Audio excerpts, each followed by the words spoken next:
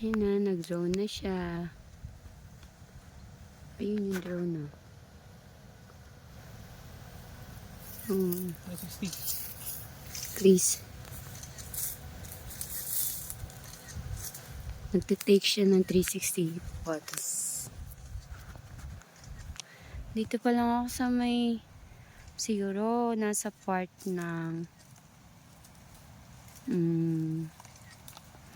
second block, ganun. Ay, no. Apart, mga one part ng ano ng site. Overlooking na siya ng Pacific Ocean. Ninyo naman, kahit nakaupo lang ako dito, kita na yung dagat dito. Sarap ng hangin. Ganda dito. Nakaka-refresh. Pero mas sobrang init. Mawala yung beauty natin. Nag-sunblock na kami niyan. Sunblock na ako niyan, pero Sunblock na pa.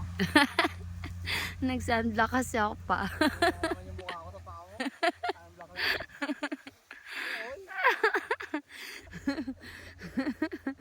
Nag-sunblock ako kasi naka-short ako, pati paa. Kaso, wala kasi akong pants. Ay siya, hindi siya nag-sunblock. Sana lang walang block. Di ba? Ang ganda ng view dito. Sa likod, mountain view.